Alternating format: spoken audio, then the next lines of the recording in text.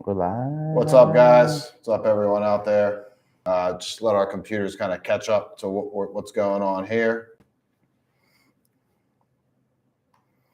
We'll be right with you. Sam Tunick, how you doing? Steve Tunick, sorry.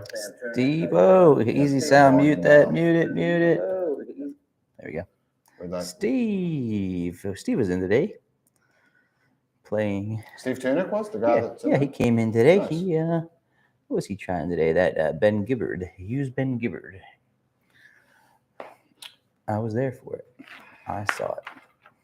All right, I'm moving. Yep, we're moving. I'm going to share some stuff around here real quick. Pop this on my personal Facebook page. Oh, yeah, I should do that. That's why Anthony's in charge of this stuff. I don't even know if I know my Facebook login. I've been logged in. I think so I'm long. probably logged into your Facebook on my Chrome page. There you are. Or on my Safari page. Get a 6-digit code. It's like sweet creamy. There we go. Yeah, put that on. Two-factor. Yes. Put that on mute. What on mute? Your phone if you have. It's already, yeah. It's that part I got. What's Carl Kelly? Carl Kelly. If you open this up in more than one, yeah, you will get an awesome echo effect, and it'll cycle. Public done. All right, so thanks for bearing with us. Oh, I just want to check one last thing because this is on. If you're on the YouTube page, yep, it's streaming on our website too. So you can watch this on YouTube. You can also watch this on. Yeah, I'm keep looking at that screen. You can watch this on YouTube. You can also watch this on the Empire page. So if you're on empiremusic.com, which is our website, you can also go right up to the top where it says live stream, and you will. Thanks, Brent. And I'm looking at the wrong cameras here, and you will.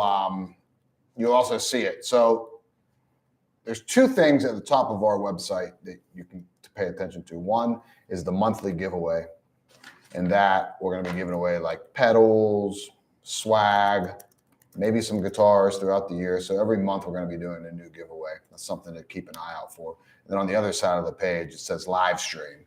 So you can always just kind of tune in there and you will see whatever the upcoming live stream is. We're going to try and do this happy hour hang stuff here monthly again. I know Joe and I used to do it about 1.5 years ago, 2 years ago. And we had a great time doing it, caught a little bit of steam with it. It was nice. And we sort of abandoned it because, well, that's how things go sometimes when you're in the industry. You know what I mean? It's just how things kind of work. So, welcome to Happy Hour Hang.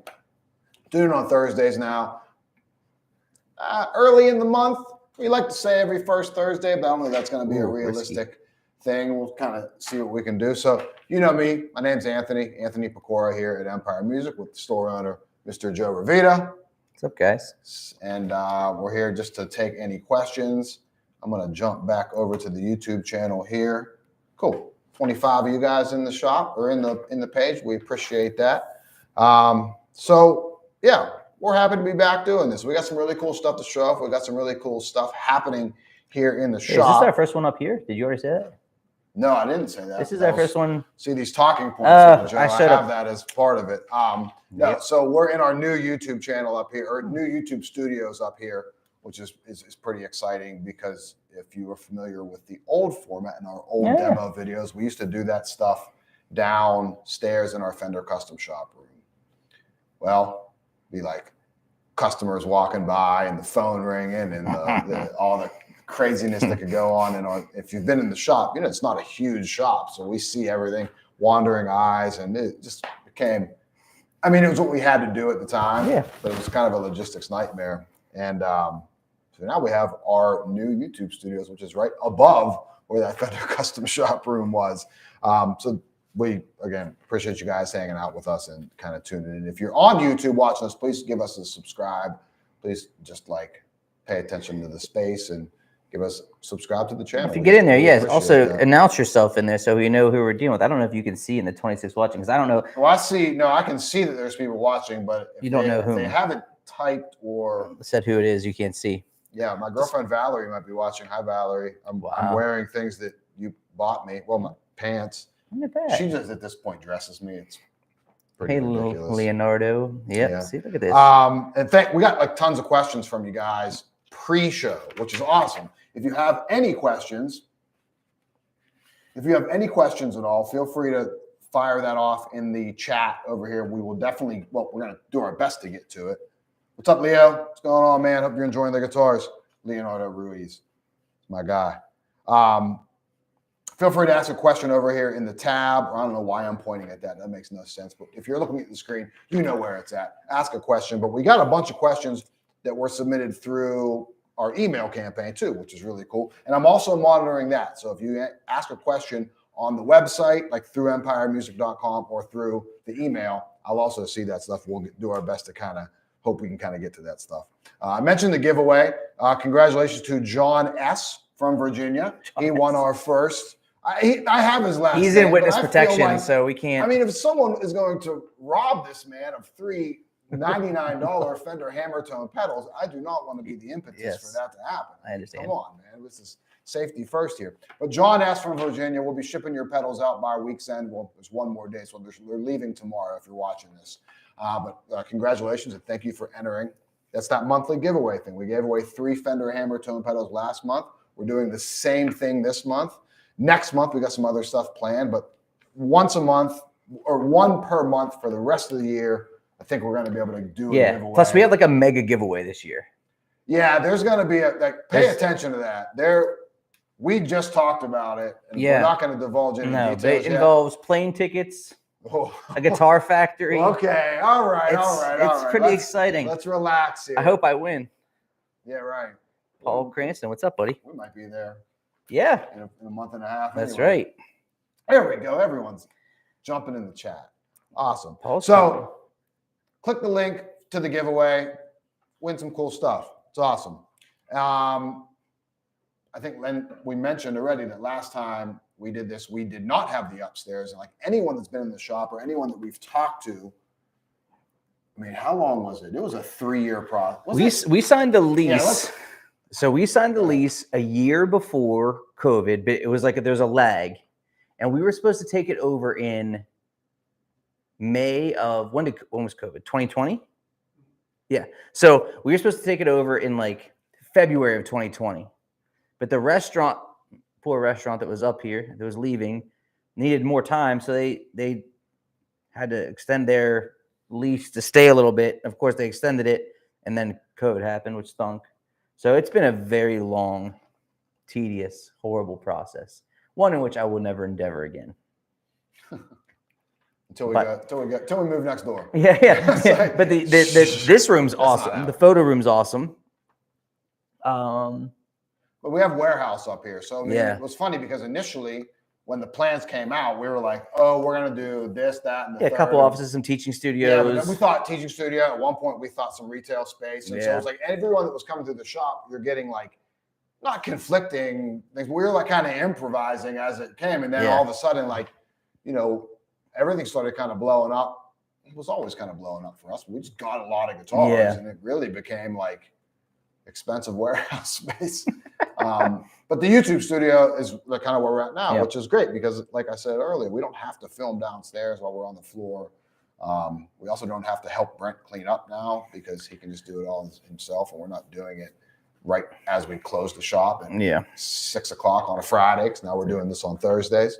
So that's cool. Another big piece of news, and this is somewhat under wraps, and it's not a big thing yet.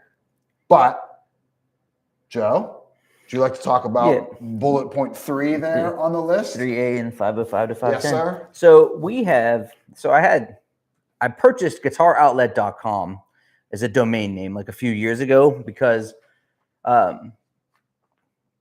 Empire is going to continue to carry like great guitars, and we want to really offer a certain promise of setups and standards and really elevate the cool stuff. And we're going to be talking about more of that cool stuff down the line here, which will be new for this year.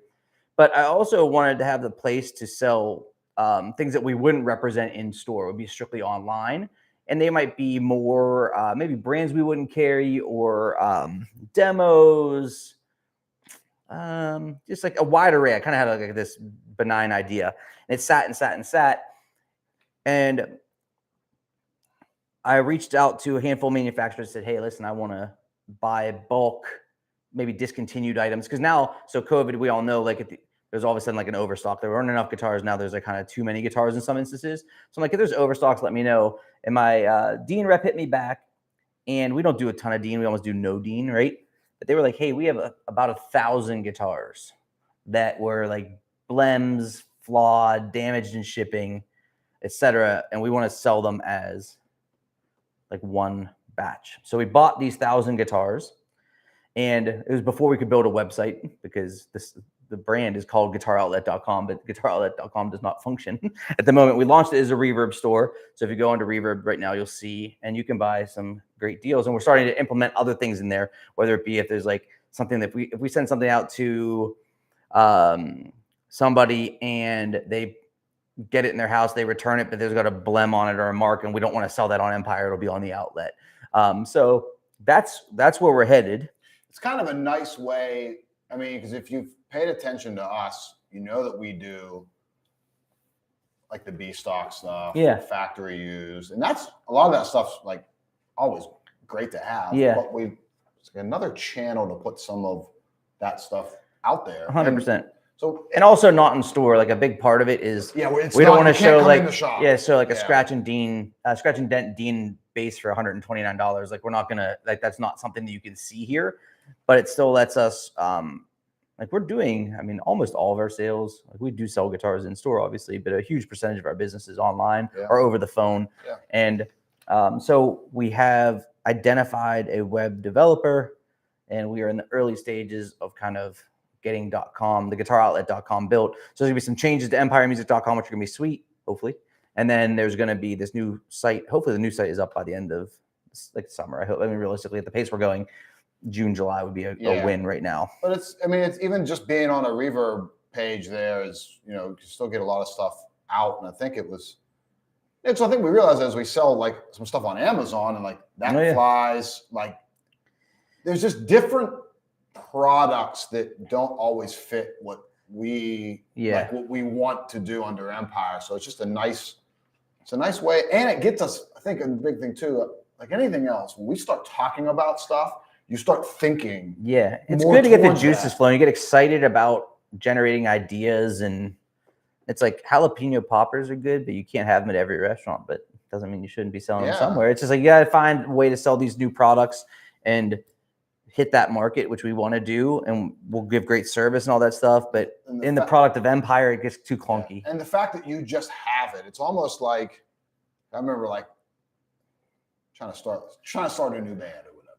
It's like if you just name the band, then you have something to like work towards. Oh yeah. Or it's like just book a gig and you're like, okay, well now I have to like get off my ass and write the music. So it's like now that we have the Guitar Outlet thing, it's like, oh, now you can start thinking, it's like front of mind. You're like, 100%. Oh, somebody has this amount of guitars, these straps, and it's a liquid thing. Like we think it's gonna be this right now, and a year from now, something else. It might be something different. Like definitely. It's gonna, it'll evolve over time, and it'll become what it becomes. But we definitely started with the Splash with all those guitars, which is really cool. Killer Dean stuff on there. There's some really, really nice. It's Dean. Yeah. No offense to Dean, but it's tons of signature models. There is some cool stuff. It's like one of those things where it's like there's like 2 A brands in electric guitars. There's Gibson and Fender. Then there's like the B brands. There's like PRS is like, to me, a B brand. It's like it's a well-made guitar, but in terms of demand, it's not anything like Fender and Gibson. And like PRS is kind of floating in its own little world there. And then below that's your Ibanez's, Schecters, and Deans and all that stuff. And it's like, it's all cool. The Deans do have like a lot of metal signature models that are now discontinued because Dimebag Darrell moved on and Dave Mustaine moved. It's collectible and it's cool. So check it out if you like it. For sure. It's like something to work toward. So, and on that topic too, 2023 is like upon us. So obviously, I think people know that. 2022 is a weird year. Very weird year. So how would you sum up essentially with COVID, post-COVID, obviously multiple sectors, industry sectors or whatever, retail environments, whatever, like up, down, up, down, up, down.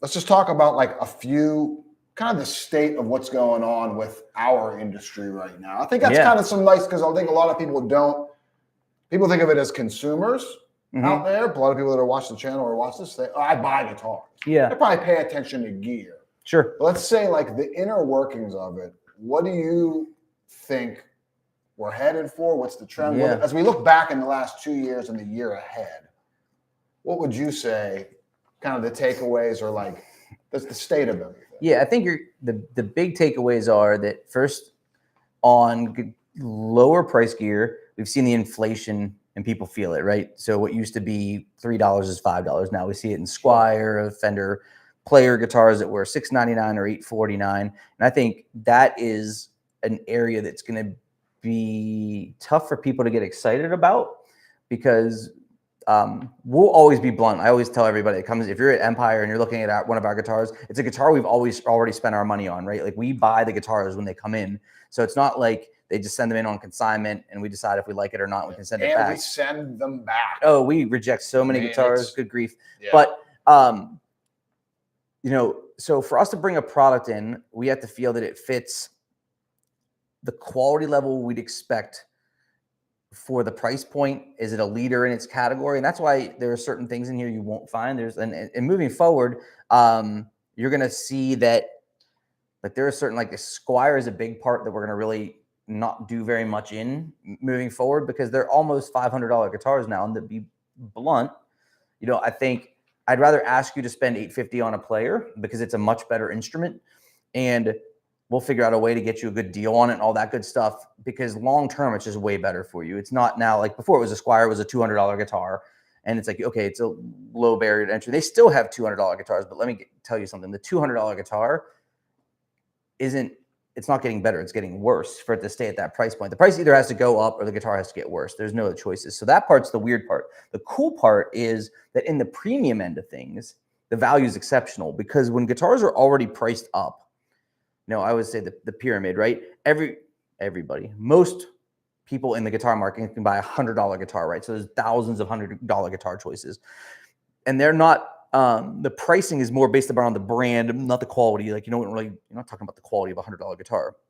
As it goes up, though, you spend $3,000, $4,000, $5,000. There's just very few people that are willing to invest that in life. So it's much more price sensitive. So the brands, while there's been some increases, they've been much more modest. Like you think, like Martin took a D28 up during the whole entire time of COVID, I think $300. Yeah. But a player Strat went up $250. Think about that. And it's like a $2,700 guitar to like a $2,900 guitar to a $3,100 guitar, because there's still a ton of value there. And those products are, the brands view them so importantly that the quality doesn't dip. So and we're also like starting to work more with some smaller builders that you're going to see. Yeah, we'll get to that. And also like we have a huge project with Taylor that I'm not going to say anything about today, because it's like, I think it's gonna be done tomorrow. Like we're really close to just wrapping that up, which would be something really unique to Empire and the industry, to be honest with you. We're gonna bring you unique products. Like I think, Anthony's 58 basses, they're really cool. We're working with master builders.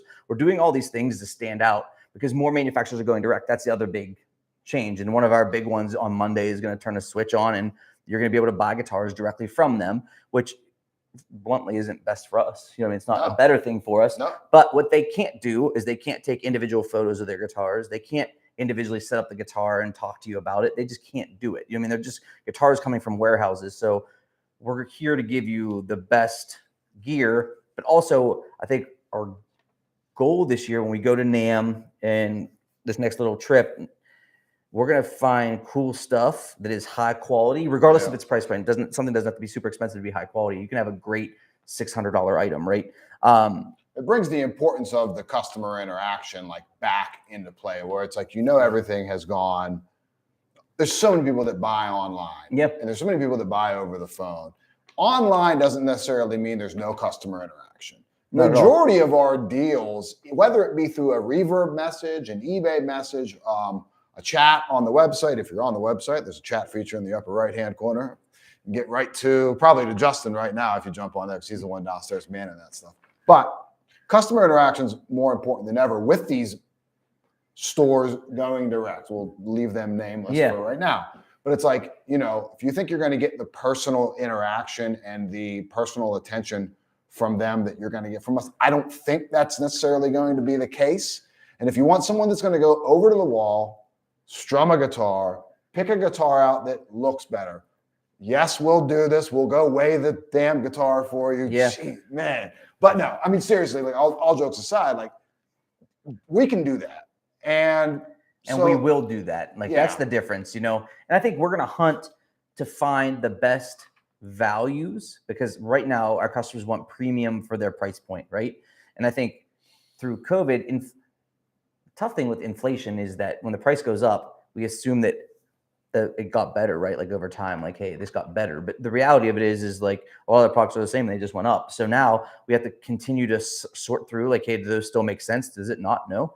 And then when we talk to you, and this is an experience that everyone who talks to you on the phone at Empire can attest to, sometimes we'll just talk you out of something. Like, if you aren't able to get what you need, I'd rather you not buy something than give me $500 for something that's sort of close to maybe what you might want. And then you end up spending $500 and like 2 months later, you're like, damn, that sucks. Like, I should have just waited. No, yeah, so, for sure. We will guide you. And I think every step, I mean, there's a lot compared to when Anthony first came on. It was just you, Anthony, me, you, Brent, and Todd, right? That was it. You know what I mean? And now we've got like 10 people here or whatever it is. We're really pouring through the guitars when they come in. This is, I think, the best thing about the Empire experience, with dealing with us, I hope, is something you don't even see, because we discriminate about the guitars when they come in harder than anybody. We reject. I bet we've sent back since December 70 Fender guitars. Yep. If you get a custom shop with a tiny little blem, we will send it back. Tiny heel crack. If it's not exactly as it should be, it goes back. Yeah. And most places just will ship that thing to you and cross their fingers. And unfortunately, they still slip through every now and again. I mean, we still have some situation with people that get a guitar that's not perfect, and we're always willing to handle that. Generally, it's more of a shipping thing than necessarily 100%. our end of things, but it happens. But I mean, if you guys knew the amount that we sent back and that didn't hit our showroom floor, that didn't hit our website, it'd be crazy. And like some of that B stock, open box stuff that you see come through, that's sometimes the reason. 100%. It's still playable, it's still fine. But if there's something that just doesn't quite meet our standards, would rather deal with it up front than deal with it. I mean, I had a guy a couple weeks ago that bought something. I had to call him back and be like, hey, this isn't gonna cut it. We had another one. The serial number won't match this one. Is that cool? Yeah. It sucks to do that, but it's easier to just cut that off. So we like to think that we're going to provide you with a pretty straightforward buying experience. You mentioned NAMM a few paragraphs ago. It's going to be different this year. Yes. Small. When is that? It's April 15, 16, and 17, right? Yep. We'll go out. Me, you, and Justin are going to go for a day, 2 days. It's really small. I didn't go last year because my wife and daughter got COVID right before we were supposed to go. And we were talking with our dean rep today. Ernie was in today. And he said, basically, if you've ever been to NAMM, right, massive convention center, there's a huge main floor. Then there's a big arena where they put all the like DJ gear and lighting and pro sound. And then there's a lower level, which are all the boutique builders and stuff like that, right? So he told me last year there was no lower level. There was no annex. It was about 2/3 of the main floor. Well, this year, the Fender's not going. Gibson's not going. Taylor just announced they aren't going. So Martin will be the big draw. It looks a lot different. I think we bought half the Martin booth. Can say that? Yeah. Okay. I mean, the intention's there. They offered it to us. I said yes. So I'm going to go ahead and say yes. If you guys know what we've done in the past is like we've bought Taylor. Taylor's the only one. Yeah. So Taylor. So what's cool about that is we get you guys a discount on the stuff that was at the NAMM show. If you've ever been there, then you know that's like the best of the best as far as like the tops. And they're all hand-picked to display. Like they're there to on display. So they look really nice. But yeah, no Fender, no Gibson, no Taylor. Yeah. Like three big names, at least in our world, that aren't going to be out there. So, but the advantage is that the people who are there, if something's interesting, they've invested their dollars to go and it's expensive. You know, they're going to want to do business. And this is sometimes like when things are really, really good, like right when during I hate to say during COVID was good, but business for us, like the brands were sold out. You know what I mean? It's just like it was a huge demand. They don't want to talk to you because they're busy. Like they're back ordered. Nobody wants to talk to you about anything. Whereas now it's like we're on the other side of that. You get face to face. People get excited about your idea. They get excited about your store. They go to our YouTube channel. And they see that we do good videos and we put a lot of effort into our photos and we're excited about their gear. So I think if we have a successful, a successful trip, we're going to come home eventually with some sort of new thing for the shop. We don't know what it is. Someone asked why the big three aren't going. It's crazy. Fender says they spend on the booth 7 figures, so $1 million just for the space and the build out. So it's tricky because we're in Pittsburgh. Everything in our convention center is union, the same thing in Anaheim. So the labor is extremely expensive. Then you think about a company that is Fender's size, they're bringing all these guitars. That being said, I will tell you this. I think to me, it's like face to face, you should be there. Fender is I'm going to Nashville on Monday for 3 days to meet with Fender. They're having some dealer meetings with like 40 or 50 dealers. But the cost is excessive. And, when I grew up in this business, you went to NAMM and you'd see the new product. That was the way you saw it. Like, when you sing with Drum World, it's like January, it's like you didn't like not go to NAMM. That wasn't like, hey, are you going to NAMM? That was a silly question. Well, now like new products released all the time because there's email. So NAMM isn't as vital in releasing new product. To me, it's very vital in terms of pressing skin, meeting people. And this industry is very small. So very often, you saw the guy that used to work for this brand now works over here and you have a good connection with them. And maybe you've been trying to work with that brand for a while on getting the products in your store or whatever, and just didn't find the right fit through sales or whatever. And now you can, but we're going to go and try to make the best of it and come home with something cool. Yeah. But some new brands and some cool gear. Speaking of cool gear, obviously we got to show off some guitars, right? I mean, at least one bass, and probably the coolest bass I've ever seen in the shop, and we've had a lot of really cool basses there. So if you're familiar with kind of the Empire Music way of dealing with Fender Custom Shop, dealing with a lot of brands, we like exclusive stuff. We like unique stuff. We've done it with Martin, done it with Taylor. We have at this point, I think, a long track record of doing some unique and things that are specific to us. If you follow the space or any of our spaces, you know that we have designed some ridiculously nice Fender Custom Shop stuff. I'm going to start with this guy over here because it's really something special. So, our Empire 58 Precision bass. Something that I had a large hand in designing, but we really did it all as a team. Joe was instrumental in his input. Todd was instrumental in his input. And also some of like the hardware things. So we designed this Empire 58 Precision bass. This one is a master built by Vincent Van Tricht. If you're familiar with Vincent Van Tricht, the longest wait probably right now going out of the custom shop between he and Dale Wilson. I think Vince actually has the longest 7-year wait. He has a 7-year wait right now. We have one of his basses here. If you follow him on Instagram, makes the coolest stuff. And not a lot of the stuff hits the States. So we got this 3-tone chocolate sunburst, Vincent Van Tricht master built Empire 58. So it's got a roasted alder body on it. It's got our exclusive Empire 58 pickup in it. 1-piece quarter sawn roasted maple neck.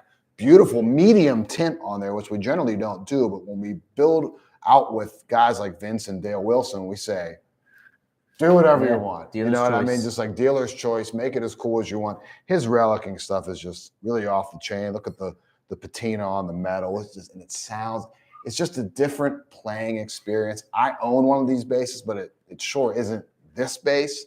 This is a one-of-a-kind thing, super collectible. And it's just really fun to kind of show this off. I can't keep my hands off of it. It's just such an exceptional instrument. There'll be some video work going out on this probably next week or so. I know I filmed that the other day. I think on Monday I filmed that, and that'll be out soon. So really, really cool one here. This is our Empire 58. This is kind of the capital of the Empire 58 and the master built stuff. Hopefully it doesn't fall off of this thing. All right. And then that sort of carries over a lot from our other models. Mm-hmm. The first of which was our Empire 67 Strat, 3 singles. We have one over there. It's missing one feature, but kind of for a good reason. Yeah. Joe's going to talk about this one. Our main man, Paul Cranston, who's coming tomorrow to pick up the brother to this guitar. This is an Empire 67 Strat.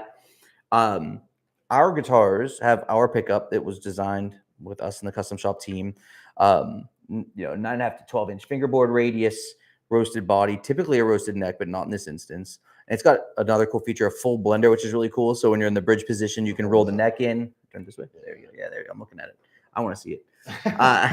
You bring I'm looking at the laptop screen. I'm like, I'm a noob. There we go. So he just owns the place, guys. Hey, whatever. So when you are in the bridge position or second position, you could roll the neck pickup in, and vice versa. When you're in the fourth or fifth position with the neck pickup engaged, you can roll the bridge in, which is really cool. Now, Masterbuilts, we have a good handful of Masterbuilts downstairs of 67s. Now, this one is a Dennis Galuska, and we bought a lot of Dennis's guitars over the years, and we're very successful with them. He sent us, we bought a Brazilian rosewood fingerboard guitar. I think it was like a 65 or something like that he had done. And I think a store was either on credit hold or couldn't take it for whatever reason, blah, blah, blah. And it became available, so we snagged it. And I remember a Brazilian rosewood is amazing, right, for the fingerboard. But what really struck me on top of that is he put a 4A flame neck. I hope this shows up accordingly here.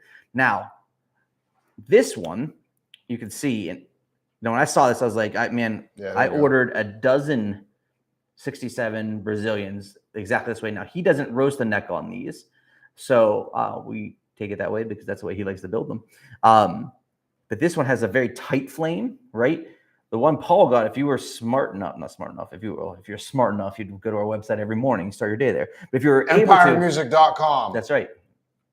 Save it on your desktop. We got a black one of these that Paul grabbed, and the flame was real fat and like super like almost like 3-dimensional.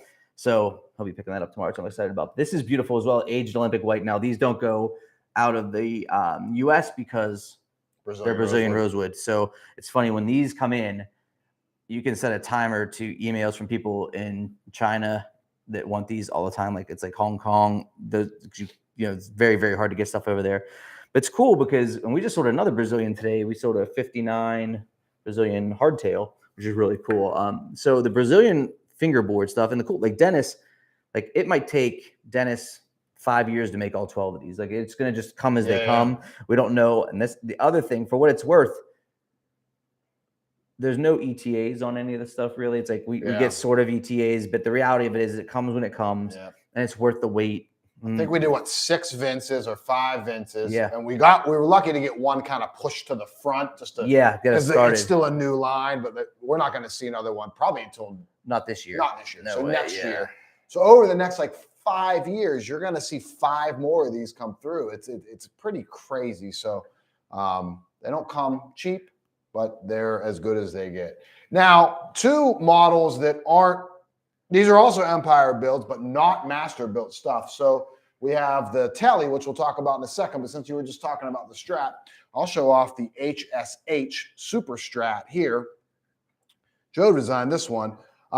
It has 2 Wolfgang humbuckers in it, and then 2 EVH Wolfgang humbuckers, and then our 67 Empire pickup in the middle. So that's that pickup just here in the middle position.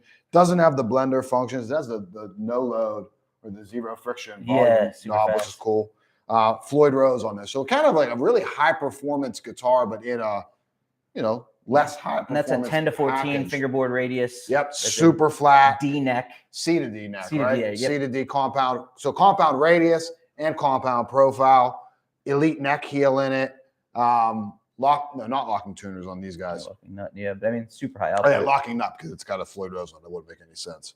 Although we've seen it. I remember when someone brought in a repair. Guy brought in a guitar for a setup. And it's when it came in with locking nut on a Floyd Rose and locking tuners. That guy and hates being out of tune. Wow, the guy is serious about it, man. It's insane. But roasted neck, and same with on the Empire bases, although this one you can't see it with the medium tint. I love when you get these dark necks, how the two-tone comes on the back there. Straight. Really, it's a 50 cool. style neck, which is crazy. So it's a 50 style neck with the truss rod assembly at the top, because that's you don't have to take the neck off to adjust this, which is on Floyd Rose guitars is a nobody wants to a take the blessing. top off. And then there. one more. So we got a 67 Telly over there, one of our Empire 67 Tellys. Joe will tell you a little bit about that guy too. Similar carryover there. Yeah, roasted body, roasted neck, right? The same neck profile as the C to D 9.5 to 12-inch fingerboard radius. What's cool about the pickups on this is, this is one of the bonuses of the brand's going to NAMM. I really wanted to do, because we just had the regular Stratocaster at the time, and I really wanted to add a Telly, and we were trying to come up with a theme for the pickup, because the pickup, what we don't want to do is say, hey, we're going to put out a no caster style pickup, right? Because Fender has a bajillion types of high output 50s Telecaster pickups, and kind of rehash the same old thing.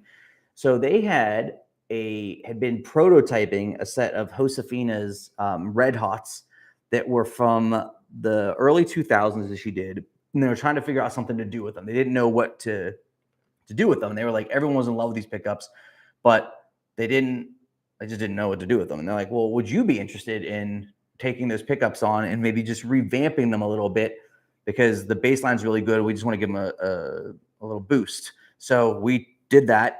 And these things, they sound unbelievable. Tons of clean headroom, but handle gain really well. Tellys are sick, but these always sell really well. And I will, just in part of the salesy part of me, since we do these runs in such massive quantities, we get killer pricing. You know what I mean? Yeah. It's just if you look at the collection, so there's basically you get an NOS 67 Strat essentially for what, $3,800? $3,800, yeah, 30, yeah, 40. it's that's not nothing, but in terms of custom shop, it's ridiculous. And an NOS base is what? 42, 46, 52. Yeah. Yeah. So it's it gets a lot. I mean, they're awesome. It's a pretty good deal on that stuff if you go. Yeah. And we build so much of that too, that if there's something that you want to put together, team built, master built, whatever, reach out to us. Phone number at the shop is 412-343-5299. It's also right on the screen. Or you can, which is a nice place to look, although won't dial it for you. But you can also email me directly. It's Anthony@empiremusic.com. You can email Joe directly. It's Joe@empiremusic.com. I know, crazy. How do we think of that stuff? Or you can go to the chat feature in the upper right-hand corner of the website. But we can get you started on that. If you're looking for a bass, let me know. If you're looking for a guitar, we'll get you in contact with Todd. Todd knows everything as far as the profiles, the neck profiles, the pickups, all the output stuff. He's a nerd for that stuff and the perfect guy to help you build really your dream guitar. So we can go team built, we can go master built. The process isn't difficult at all. It's as difficult as you want to make it, and him and haw over certain options, which is fine too, but you don't necessarily have to do that. And you put a deposit down. It is non-cancelable at that time. We'll get you a decent, like Joe said, there's no ETA on some of the master built stuff. We can get you I'd say within 6 month ETA. Of they're saying 12-ish months, but which I would honestly tell someone still 16. Same. It's just 16, 18, just to give that wiggle room, because we all know how it is when you get February 2nd is the date. It's actually today, isn't it? Yeah. That is going to be that's when it's coming in, and that's how that works. But reach out. We can do a build for you, really get you started relatively easily. Or if you just want to kind of get an idea of what that looks like price-wise, we can also get you some quotes too, which is cool. Speaking of new brands, and I know someone in here, Casey Lacko or Lako, I apologize if we're missing your last name there, is asking about Dowina Guitars.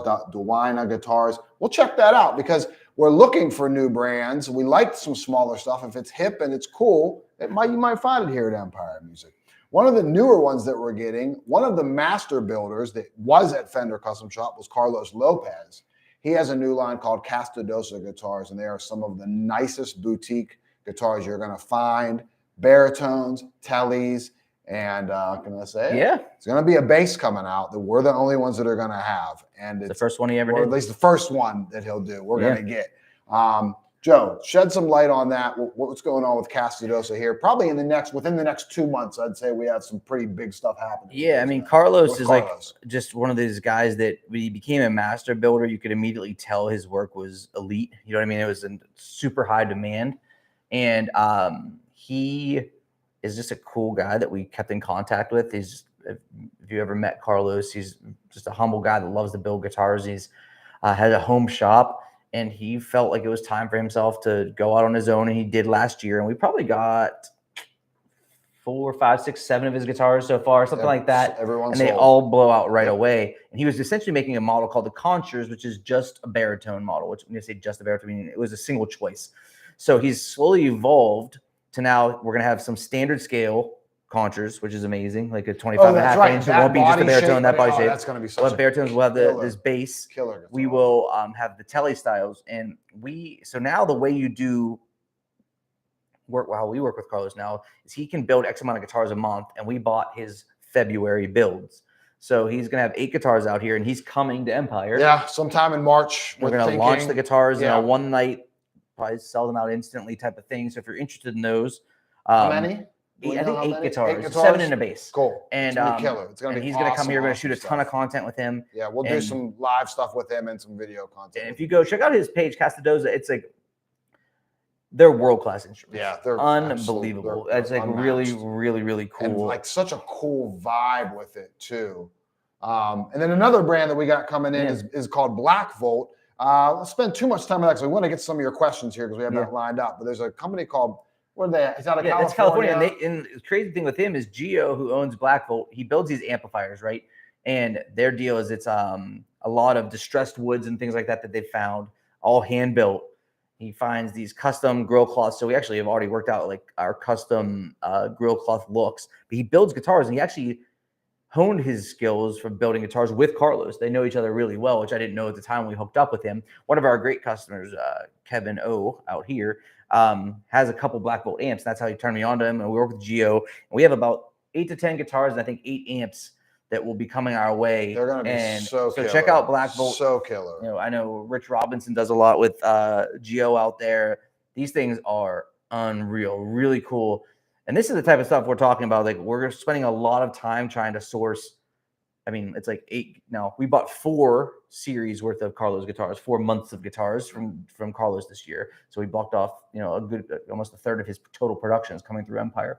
You know, Black Volt, we're the only guitar dealer in the country. He has one guy in Michigan, I think, that bought a handful of amps. It's a dealer. But, you know, we're trying to bring these products to you so we can give you our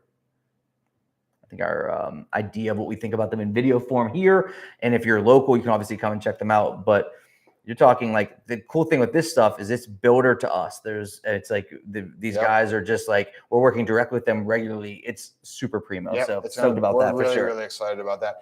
And I mean, the biggest thing, well, not the biggest thing, but you know, one of the coolest things that we like to do here is get your used stuff too. So it's like, we think about new brands all the time. We think about options for, you know, new lineups in the store, but there's really nothing better than like a good used selection because it could be every brand. So like, 100%. Yeah, we're not a PRS dealer. And if someone had asked a question, I'm probably not going to get to, like, why don't we see PRS in the shop? We're just not a dealer for that stuff. There's a great PRS dealer locally. Yeah. So it's like, but like we still get that stuff used. So the used stuff is awesome because that can be every brand and kind of its own brands. When we think about mapping out the store, Joe and I and Justin, we talk about like what we're doing with brands. You kind of treat used as its own brand, 100%. But it's a million different brands. So if you have something that you want to sell, if you see something on the website that you want to trade up towards, reach out to us or stop in the shop if you're local. We're happy to look at your stuff. We don't take everything. We're a little bit selective, but we're not as selective as we used to be. Because GuitarOutlet.com exists. That's right. But like, you know, we try to keep it from mid-level up. But honestly, reach out because if we can make a deal happen or we want to get you into your next guitar and, you know, we can try to be flexible on some used stuff. So we're excited about used. Please reach out if you have something that you'd like to trade up towards or just unload to us. So used gear, always something here that we're interested in. Now, we're going to get to some questions here because we got about 15 minutes left.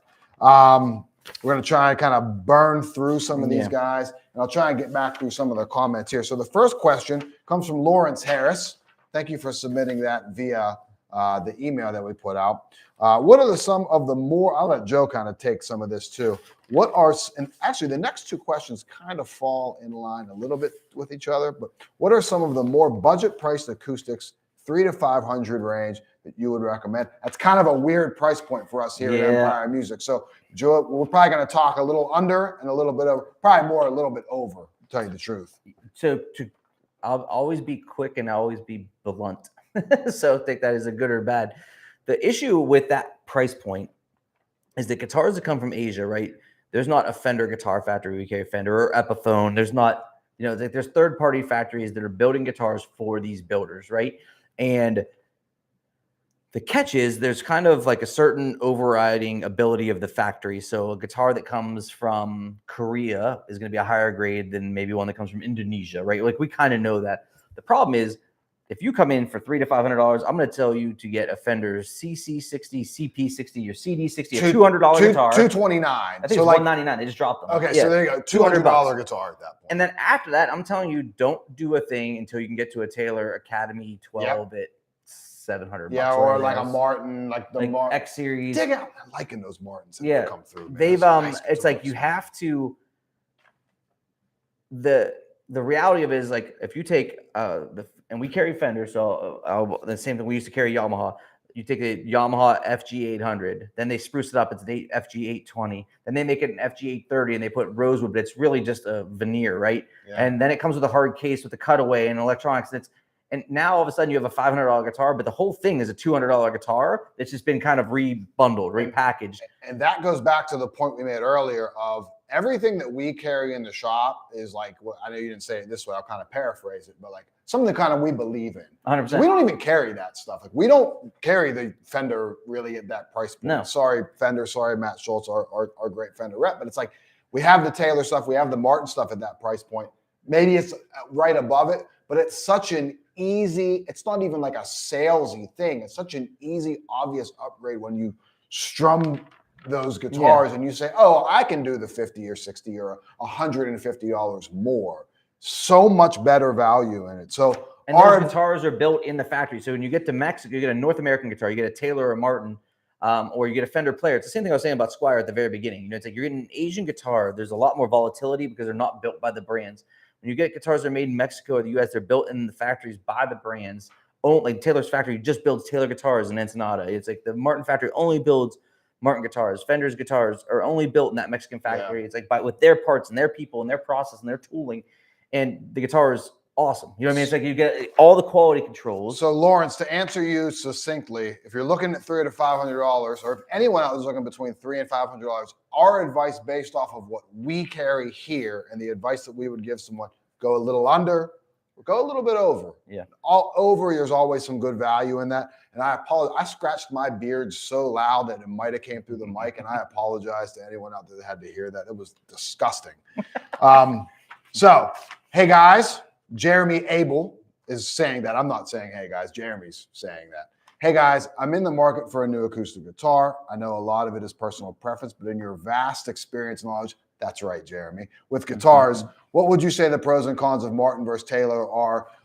We'll answer this the same way. Yeah. There aren't really any because they do different things. Even when we talk about lower line, now the wires get a little bit more cross, there's a little bit more gray area in the lower line stuff. Yeah. But as we move up in the lines, they are both amazing guitars. They do different things. Yeah, you don't buy a Martin to be a Taylor. You don't buy a Taylor to be a Martin. It's about the features that you want. Exist. Like if you are dying for a cutaway acoustic electric guitar, that's Taylor's bag. It's what they do. Easy. They play easy. They're beautiful. They offer tons of exotic woods.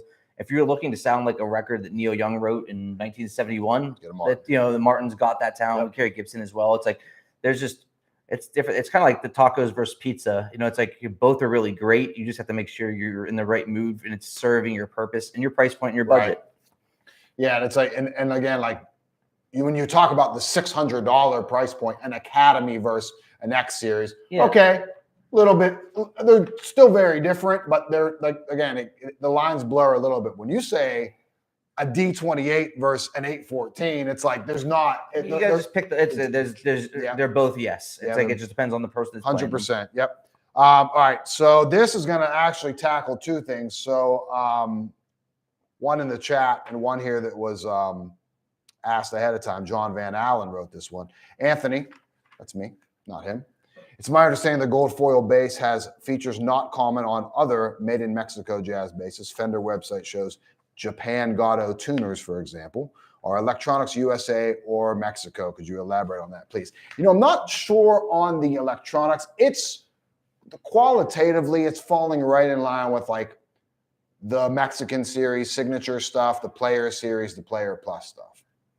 I did not know that about the tuners, but when I further investigated, they are Japanese Gato tuners. It's a really high quality hardware on there. I'll say this about those gold foil, the whole line we just got the Jazz Masters in. I know Aaron was shooting pictures on it. They're killer. Like, they sound really, really good. The tellies were super nice. I bet that Jazz Master's nice.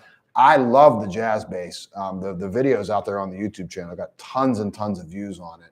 I know everyone's comparing it to like a Nick Campbell style bass, and I love Nick Campbell. He's one of my favorite bass players going right now. If you're not hip to him, check him out. But like it's such a unique sounding bass. It's not total P bass. Obviously, it has the jazz bass body on it, but it's really, really nice. I think that's a really interesting thing that Fender came out with across the line. I like when Fender does something like just different. That's not the Noventa series. Right, yeah. Anyone that has a Noventa out well, there. the thing is, like, when you stray from the classics, there's going to be misses. That's how it works. Yeah. Right? But here's the two things that happen. The brands don't try and do something new, and people get bored. That gets boring. It's always the same. And then when brands do something new, people complain because it's not a P bass or a J bass. When you go out there and you do this, it's not, if you're looking for a traditional, I'm guessing P or J bass, that gold foil wouldn't be. No. It's pretty close to a P. It really, really is. It just doesn't have the top end bite with that pickup in it, but it's really, really interesting. I just like when Fender does something. Same. When they hit one like that, and they look beautiful. They're cool. Those gold pickups look so good, and I tell you, the jazz. When you see the Jazz Master, that candy apple red burst, oh my God, it looks funky in the jazz bass. I'll say my least favorite looking one is the jazz bass. I wish they had two pickups on it, or they did it on the Mustang body. It'd be my one gripe with that. Visually, it's a little underwhelming having that one pickup on that body, but nonetheless, cool basses. And I did not know that about the tuners, but now we do. So T. Perkins. Chrissie Hynde Telecaster or American Ultra? This is an easy answer. Which do you feel offers the best clean sounds as well as value for the money? Well, there's two different things going on there. Right? What's a Chrissie Hynde? $2,000? No, it's like 13, 14. Okay, cool. Yeah. If you want clean tones, there's nothing better than an Ultra. Yeah, because that has noiseless pickups, and that's really what it's built for. The Chrissie Hynde, I think, has like 60s era pickups in it, noisier, grittier, a little bit more vintage. The Ultras, which are always great sellers for us, it really is the modern player Stratocaster there, or Telecaster, whatever it is. Those noiseless pickups have a tendency to be, to some people, too clean. Yeah. But that's also why players love them, is that you can color them any way you want after the fact. And if you want that pristine, just really chimey, crystalline kind of tone, the Ultras are a really, really nice option for you on that. This is kind of a tough one here. Jim McDade, he's a Happy Empire customer from Huntsville, Alabama. Thank you, Jim. We don't let the people that are unhappy. We don't like the unhappy from Huntsville. Yeah. Scratch right to the bin. Lord knows there are some unhappy. What are the advantages of using flat wound guitars and bass strings? So on a bass, bass is where you really. I can speak to that pretty easily. You lose a lot of the top end with a flat wound string. I mean that in a good way. So your lower fundamental is a lot more present. You don't quite have the harmonic character that rings out that you get with a round wound. I don't mean harmonics by the way of playing harmonics. I mean the series of harmonics, which are like, when you play a note, there's the harmonics that are ringing out around that note that you don't audibly like hear right up front. You get a little less of that with a flat wound string, but you really get that like old school James Jamerson, the great Motown player. That kind of vibe. I think that's one easy way to equate it, but a very direct note, kind of a no frills thing going on there. Not something great for slap bass, much more vintage kind of tubby sound. Now on guitar, that's probably more of a stylist. It is with bass too, where you're generally playing funk, soul, things that you're not fighting high gain guitars with. I know I had a fusion gig that I was playing, and like I was playing a bass with flats. It sounded great, but it just wasn't quite enough to cut through some of the high gain stuff. On guitar, now not being a jazz player, but I would assume that's more of a stylistic choice. 100%. You're playing the arch top, you're playing the hollow body, you're putting flats on there for that warm, kind of creamy, sort of sound to it. Yeah, it's kind of weird to like strum a flat wound string on a guitar. Yeah, like, like the strings it's feel more not square. like with a bass. You like it's cool and like funk and Yeah. soul. I don't know that flat wounds on a guitar is like you want to do that for like funk or soul or like reggae. Or No, I think it's like that. I think if you're wondering if you should have flat wound strings, you already answered it on a guitar. You shouldn't. Yeah, right. Exactly. You might not want flat wound strings at that point. All right. So this is one here, and we mentioned their name only once during this. Gibson guitar is once considered the very top of the line. Advances from Taylor has made all the different options. Hey, Taylor's advances and Yeah. Martin's different options. yeah, Taylor and Martin, have they advanced past Gibson? I don't know about that. I wouldn't I will say tell you that. this, like I will love say, some Gibsons that roll through Yeah, the shop. here's the deal with the lacquer style guitars. As a general rule, if I was gonna spend like $1,000 on an acoustic guitar, I buy a Taylor because Taylor's guitars are just, I mean, they are really well made and they offer a lot of the similar features of the higher end Taylors. Whereas, it's like you have to spend a little bit. Like if you buy like a G series, like one of those weird sound hole Gibson acoustics at $1,000, like we don't stock that stuff. Now, if you buy a J45 sounds like there's nothing on earth that sounds like a J45. And that's why like these brands are really important. The D18 Martin, it's just like you can't recreate it in another brand. It just doesn't work. And if you are feeling frisky and you buy like the custom shop acoustics, like a 42 Banner J45 world-class guitar. I mean, Monster. Phenomenal instrument.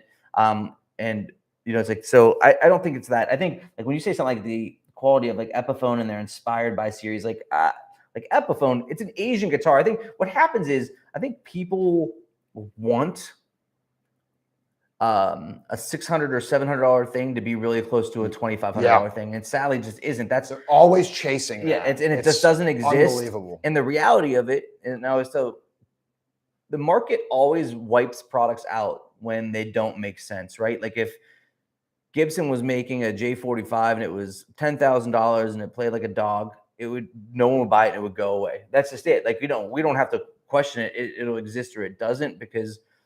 And the reason that the two tiers Epiphone exists because there's people that want to buy guitars at $600, $500, $700, $800, $900, whatever. And it's like, and J45s exist because people want the true experience. And they're cool. Like that's not a knock on a Squire or an Epiphone or anything like that.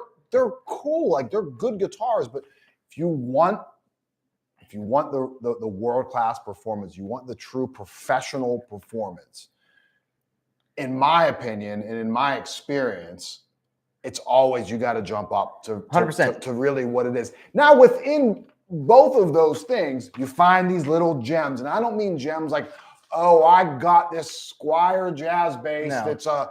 It's a real monster. Like your D15, like a 15 series Martin is like a $1,500 guitar that it's just like it's really nice. It could be in anyone's collection; they'd love it. But it's not as nice as a D28. No. And someone in that Chrissy Hine question that he is like as well as value for the money.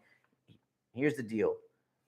This is one of the great things I learned. Diane Ponzio, who is a Martin ambassador and is just someone who's traveled the world, is a songwriter, and she's wrote tons of albums and she toured around for Martin dealers. She once told me, she's like, a good guitar is cheap, a great guitar is free, meaning that a great guitar, if you buy a really well-built instrument, eventually it'll be worth what you paid for it. And then you can sell it and recoup all your money. That's a free guitar. You got to use this guitar for 10 years. You rented it for nothing. And it's like, whereas a good guitar is just cheap. It's like, hey, this one was cheap. So like, to me, the value is in 10 years, what's this Telecaster going to be?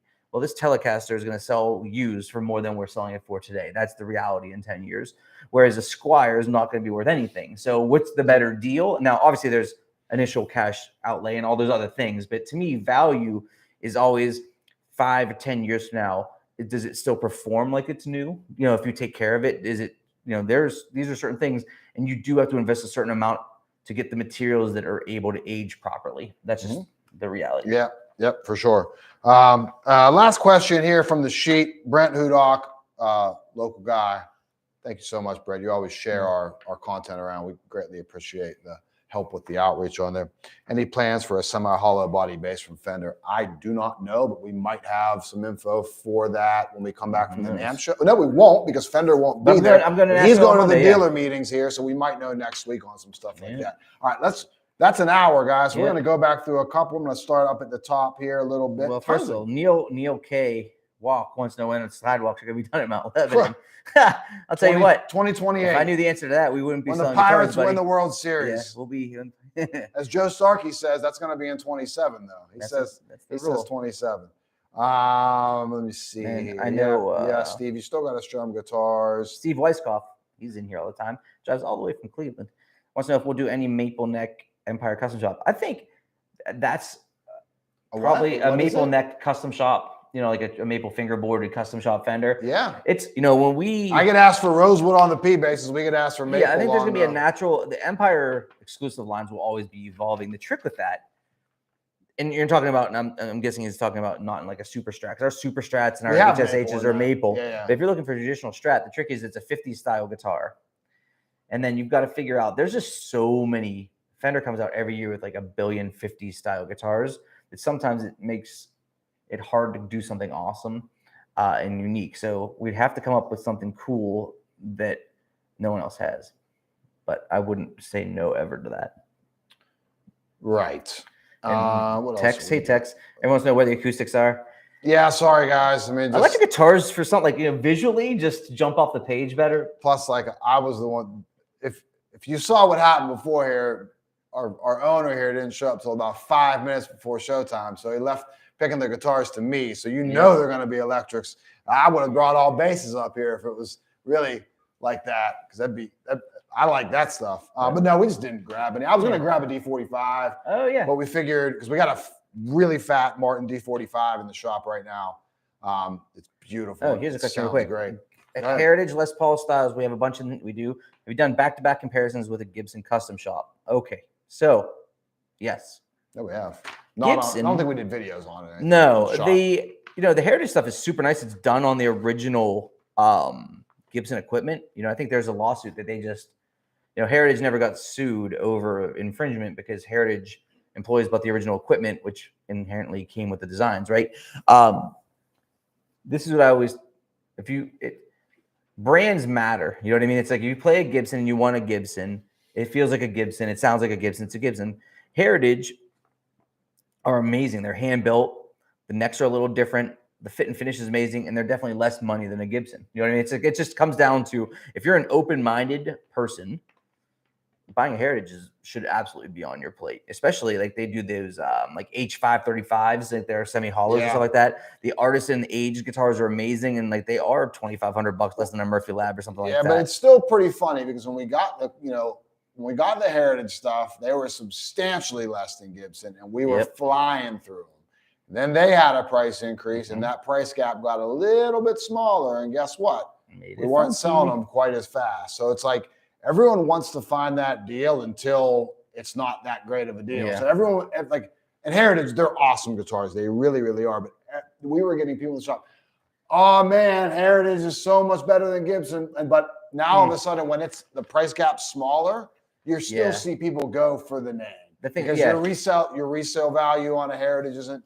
It's not going to be as good, no, for sure. Gibson's going to, but they're awesome. If you go on the sidewalk and you ask 100 grandmas, name a guitar brand, or have you ever heard of Gibson guitars, they're going to say yes, versus have you heard of Heritage, just lets people know about them. It's more of a Guitar Geeks brand, which is not a negative. I mean that lovingly, of course. That's why we stock them. And it's like, it does offer a nice thing to consider next to the Gibson. Steve, we probably did a video on a J45 standard. Oh, if we didn't, we'll shoot one. Search across the if we have one. I can't use YouTube Studio because I'm not versed in computers, but that's all right. All right, guys, 704. I think we got to most everything. If we missed it, then give us a call, shoot us an email. Phone number at the shop is on the screen. It's 412-343-5299. You can email myself, Anthony, Joe at empiremusic.com, just our first names and then that at the end of it. Happy to answer any questions. If you see anything here in the shop, mention that you saw this video, we'll hook you up. So we're kind of doing like, not really event-only price, but mention that you saw this video, and like I said, we'll take care of you best we can. Free shipping. Yep.